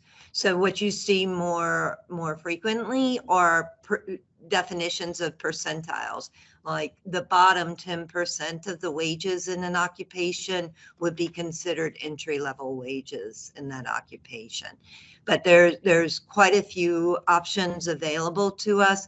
The trick, I think, collectively for you all and for us at the Labor Market Estimating Conference is identifying something that's going to be most useful for your work. So we're welcome any input that you guys would like to share with us on that as we move forward. The other thing that we charged ourselves with looking at over the summer, the first was in terms of labor supply. We have tied ourselves to, as we're required to do, to the official estimate of labor supply in Florida at the statewide level. That comes from the Economic Estimating Conference, and it is adopted 3 times a year. So we've charged the Economic Estimating Conference to meet and think through how we're actually developing that estimate. One of the things we noticed in our work is that it's very closely tied to population growth, and it may need some other variables in order to have a better estimate of it. So as soon as session is over, which is hopefully next week, we want to get together with as an economic estimating conference set of principles and think through what we're doing there, and do we have the best estimate of that, number one. And number two, can we bust it out to the regional level, and if we're successful with that, to the county level, so that we actually have adopted labor supply estimates. So that's the ongoing work in that area. And then the third thing that the conference discussed that we're working on right now is we had, for the simple supply, simple demand test that we were doing, the kind of embedded assumption behind it is that Florida's demand for occupations were very consistent, very stable in the 2020, 2019, 2018 period of time. When we went through it and learned a lot more about the data that was available to us, we realized that some there is some real challenges with picking one date and setting per capita demand for jobs from that one date. So what we're doing now that we're not constrained to the simple supply, simple demand analysis is going out to all 50 states and looking at what their per capita demand for jobs is, and then using that to analyze against Florida and probably creating a more narrow benchmark set of states to apply to Florida so that we can get more of an objective look than just within the state confines of what really is happening in terms, if you were maybe in a more unfettered marketplace, what's happening with teachers, what's happening with different healthcare specialties and others, and then hoping to develop a set of metrics that we can apply to Florida's population growth to determine what jobs would likely be demanded that's not constrained by what's happening in Florida, either in the recent period of time or because of some unusual features of our labor market. So in a nutshell, those are the three big projects. We'll also be building the more complex model, but those are the three big things we'll be concentrating on over the next at least 60, 75 days. Thank you, Amy. That was very informative. So I think the first kind of action item for your team that I think we've talked about, maybe this committee can provide a little bit more input for you, is kind of the conversation around wage thresholds and wage data. So we've talked before that we have already seen some mean wage data come from the conference, and that we can look forward to hopefully identifying what that entry level data might be, what the methodology for determining that might be. Are there any comments from or questions from the committee around the wage data or anything else that Amy has talked about? Katie, it's Marshall. Sorry for all the questions. I'm trying to understand for the economic areas that the state is trying to grow and develop. How does population growth inform us better, I guess, than what our actual output is? I can see where knowing who's moving here is important, but I'm trying to understand if we're trying to change our economy and not just maintain our economy, what do we need to do in order to kind of factor that into our view on both the demand side as well as the supply side?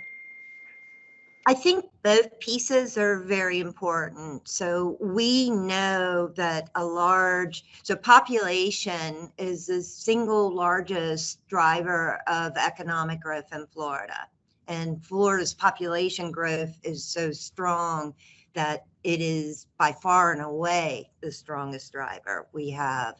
So I think it's twofold questions. One question is knowing that our population is growing and among the fastest of all states in the country as we go forward, how many doctors, dentists, hygienists, teachers do we need? If we are servicing that population, how much would we grow our folks entering into those areas by, to make sure that we had a level of service that was acceptable to the state, right? Charlotte County a number of years ago, you'll remember, was a very Lee County, Charlotte County were very fast growing areas of the state. They were growing so fast that they didn't have adequate healthcare resources in that area. So it got pulled apart. So one piece is making sure that here's our population growth that we're projecting over the next 10, 20, 30 years. Are we on a track to have enough of these different professions available to us to service that population? Or are we experiencing decline and unexpected declines in some areas that we got to get them back up to make sure that we're meeting our population growth in the future? Once you have that baseline, then I think you start, the policy leaders, not necessarily estimating conference, although we can provide data, the policy leaders need to start talking about, well, what should we look like? Do we want to be as reliant on service workers as we are, for example? Or are we happy with that? Is that what we want? Or do we want more targeted industries that DEO focuses on and Enterprise Florida focuses on? Do we need more research and development industries? We know sea level rise is going to be an increasing issue in Florida. That's going to increase the demand for engineers. How do we deal with that issue?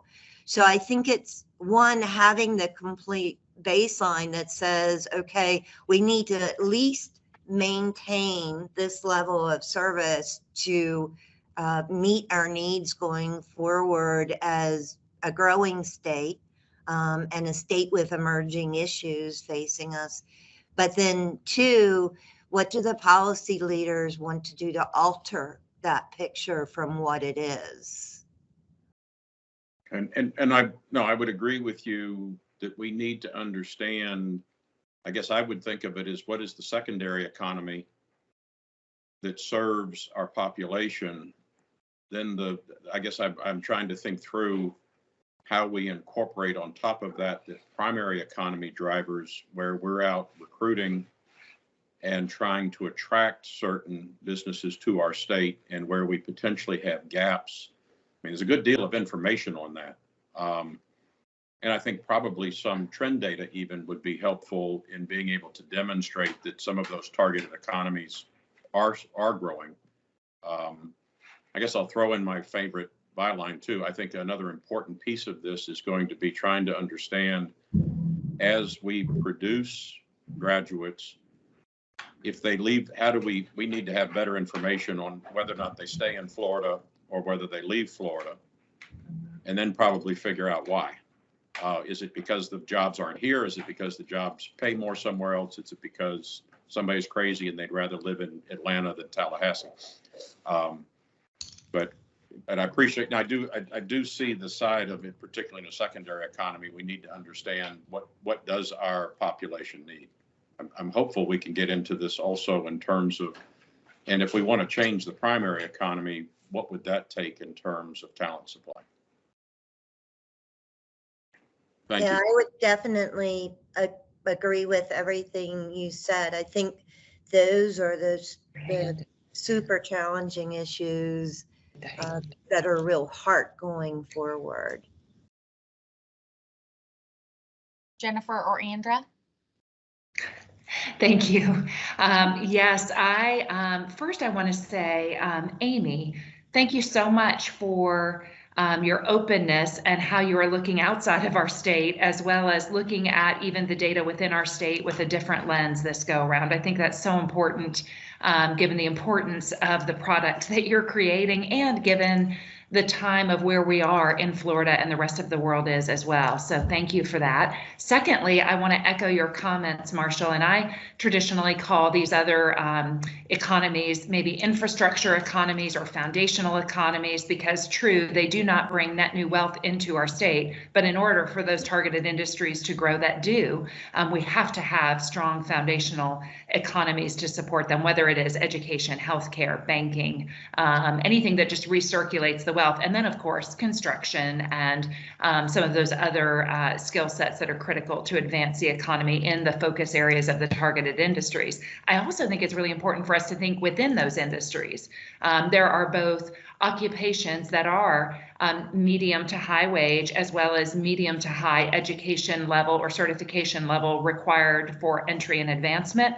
But those stand on the shoulders of a certain number of lower wage, lower education and certification required for entry into advancement jobs. So as a state, we can't just incentivize the top or just incentivize the targeted industries. We have to figure out a way, and maybe it's ultimately a tiering incentivized system where we do support those foundational industries or those foundational occupations. And it's not that everybody in a foundational occupation in that industry will take advanced manufacturing, for instance. Every certified production technology certified person who begins in an entry-level role, the desire for that industry to be successful or that individual organization to be successful is not for every one of them to advance through a career ladder. There are, there are growth routes and there are technical growth routes within many of these industries that we seek to cultivate in our economy. And the constantly moving up the career ladder is not what the desire is for every individual or for that organization to be successful. It requires kind of those branches to the technical expertise and specification growth, as opposed to what we traditionally think about around wage growth as you grow up a career ladder. So I think we do need to be thinking both about target industries and supporting or secondary economy, but also high demand, high wage occupations within an industry. We can't forget about those being built on the backs of so many other occupations that are required for those specific occupations to exist in our economy and continue to grow. Very well said. I mean, that is absolutely a big part of what we're worried about. And for us, I'll throw in that includes less than high school as well, because the work we originally done was high school diplomas and up, but we also need to keep our economy going some less than high school, at least GED. I mean, that may be the goal, but they're filling a lot of jobs for us today. Any additional questions for Amy?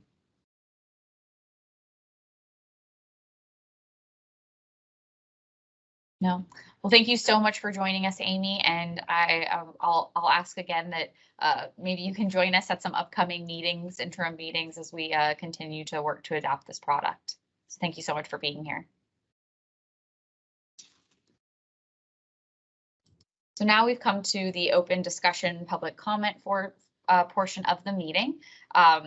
Do any of our committee members have a discussion item you would like to bring forward at this time? I see a hand, but I can't see who the hand is. So Kevin Carr. Yeah, I just want to echo the comment.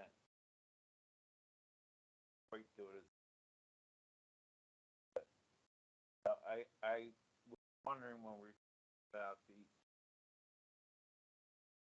stackability that conversation. Are we leaving behind, or are we leaving behind that gap that you? Hey, Kevin, I'm having a hard. Is anyone else? I'm having a hard time hearing you. Is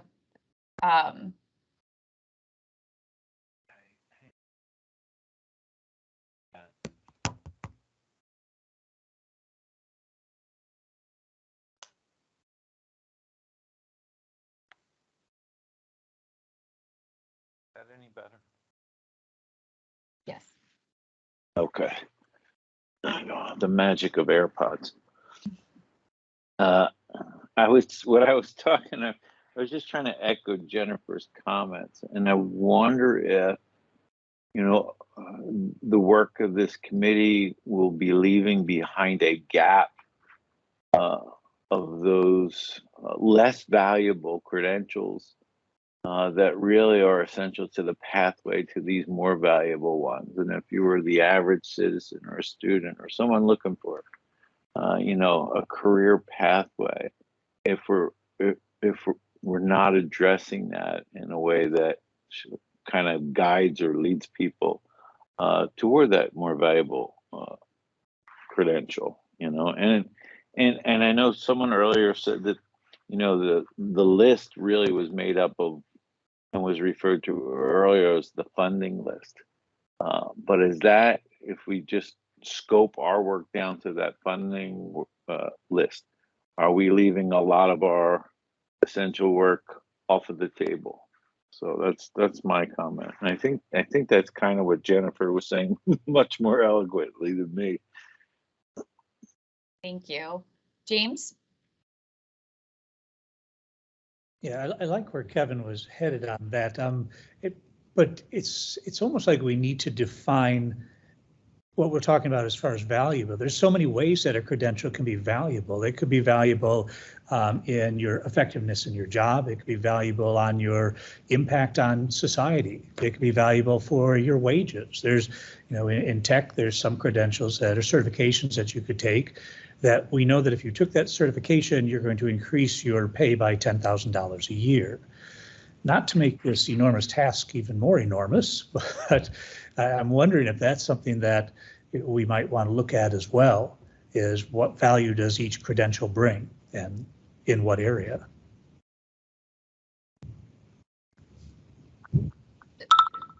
Do we think that are any of the work groups currently kind of tasked with that? I'm just thinking through. Dan, do you have any defining value thoughts on where if that conversation's already going on, or if there's an appropriate place for that in the work group?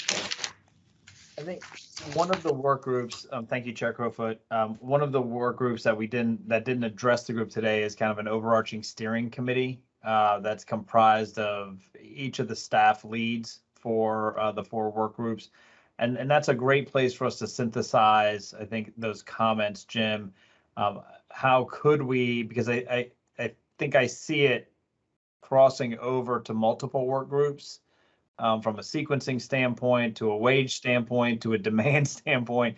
So I think that's something we'll tackle there and bring back maybe in the April meeting some initial kind of thoughts, but you will probably see them earlier peppering through the individual work groups. But I think it's a great question. So great, thanks, Dan.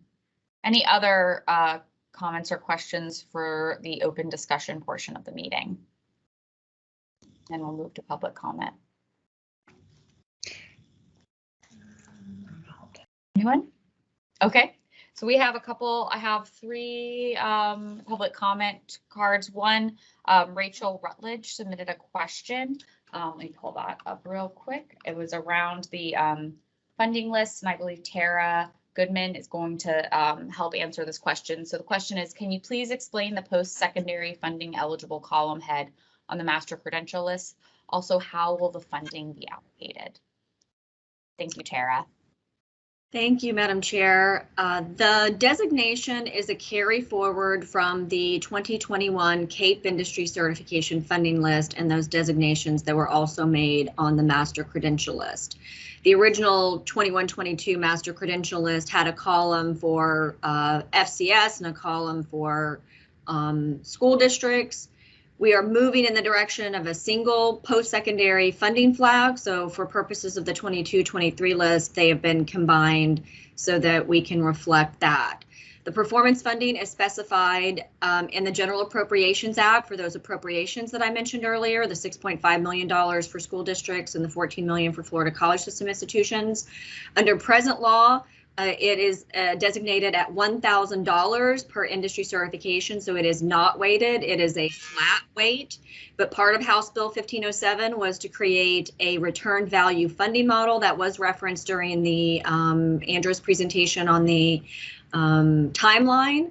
So simultaneous to a lot of the work that's going on, we'll also be moving towards a different method of funding post-secondary in alignment with that new language. We will know more once the budget for 22-23 is decided. There will be designations in the current appropriation for the fact that we don't have the return funding value model yet. So for present time, we anticipate that the current policy of $1,000 per certification will remain in effect until the return value model can be implemented. I'd be happy to get any other comments from folks who are involved in that post-secondary process if they want to add anything that I might have missed. I see a comment from Chancellor Mack in the meeting chat. His comment reads, funding here is not just tied to CAPE, 6.5 million and 14 million respectively, but is a driver for eligibility for programs for Open Door grant. So that's just some additional information there from Chancellor Mack. Thank you, Chancellor Mack. Thank you, Tara. Appreciate it. We have two, so far, two members of the public that would like to comment. First up, Shannon Ritter from Alachua County Public Schools. Shannon? Hi, can you hear me? Yes. Okay, great. Thank you for letting me comment. I do want to say I was happy near the end to hear Kevin use the word pathway and Jennifer use foundational, because I'm coming from the secondary side of career and technical education. So we have only middle and high school programs. We do not have a tech center here in Alachua County. We want to make sure that we're remembered in this process and that we are the pathway. We are exposing students to careers, to get them interested, that they move on hopefully to either end of the workforce or to post-secondary. And I just wanted to have that perspective, if you guys would just please keep that in mind. And my one, I guess, example I would like to give or concern is, I know on Mr. Richards' stackability slide, I think it was number 4, for criteria, he talked about the gold standard articulation. That concerns me very much. It came up on somebody else's slide as well. I think the credential sequencing workshop slide. And I will just give you the example of with UF Health and Shands, HCA Florida, the VA, the demand for something like a CNA is humongous, even with all the nursing homes, that kind of thing. CNA has never been on the statewide gold articulation list, as well as many other very valuable certifications. So I just wanted to take a moment to just implore you to please remember that pathway is important, that entry-level person that leads on to hopefully those higher credentials that may happen in an on-the-job training. What we're training people to do at the secondary level is still important and part of that pathway. And I just wanted to take a moment to say that. So thank you. I'm supposed to be in another 12 o'clock meeting. So thank you for letting me share. Thank you, Shannon. And I think Dr. Richard had just a quick response maybe to that. Yeah, thank you, Shannon, for those comments. And my response doesn't address your whole concerns, which I do appreciate and I think are important considerations for this group. My comment is only in response to one aspect of what you described, and that was the stackability criteria. And I think importantly, the perspective of the ESG workgroup project was not that every single one of those 5 criteria would need to be met, but rather some combination of those. And so in the example of using a gold standard articulation list, you're absolutely right. That is a small list in terms of the universe of what credentials we have, what industry certifications we have. And so I think, but this is up to the credentialing sequencing group to determine. I believe the direction is to kind of figure out what combination of those. And in terms of the gold standard, it would be, well, if it doesn't meet some of these other criteria, that's okay, because if it did make the gold standard articulation list, then that is a very strong indicator in and of itself. So that would be not a mandatory requirement for stackability, but rather a single indicator that would be a flag for stackability. Thank you, Dr. Richard. Next up, Amy McAllister from Volusia County Schools.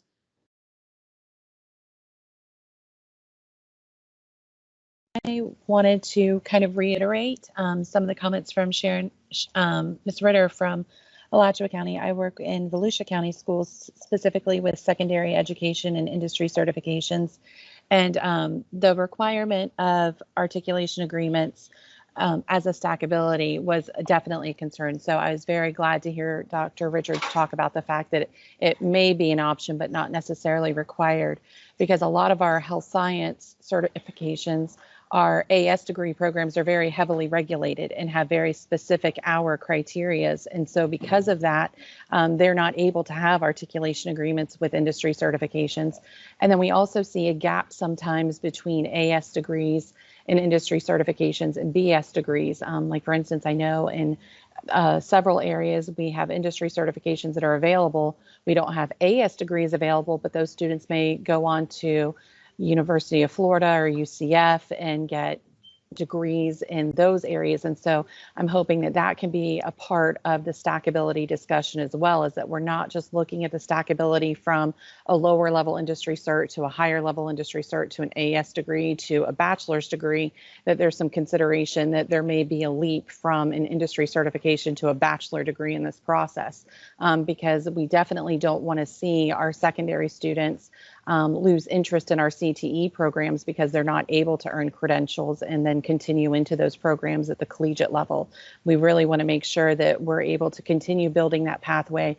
We have some great articulation agreements locally with Daytona State here in Volusia County, based on some of our certifications that don't have gold standard articulation agreements, but because of the pathways and the coursework and the industry certs, we are able to build some of those locally. And so I'd hate to see those opportunities go away because of a required state articulation agreement. So if the committee can just keep some of those thoughts under advisement as you're working to move forward with finalizing some of these policies and practices. And also remember that, you know, we are looking at building a list that is going to be 6th grade all the way through collegiate. And so we definitely want to make sure that we're keeping our secondary students in mind. Thank you so much for your time. Thank you, Amy. James, do you have anything else to comment? I see your hand.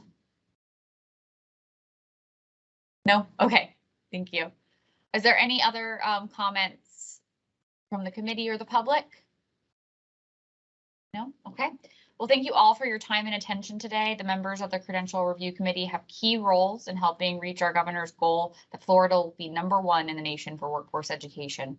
Your commitment and dedication to this effort will help our state better align our education and workforce systems with a focus on equity and efficiencies to achieve a stronger, more competitive Florida. We are planning our next meeting to be face-to-face on April 28th in Tallahassee. The rest of the meetings are noted in the timeline. Please watch your email for meeting information and contact the CareerSource Florida professional team with any questions. I'd also like to say thank you to the CareerSource professional team for all their help coordinating this process. You guys are great, so thank you so much. And with that, the meeting is adjourned.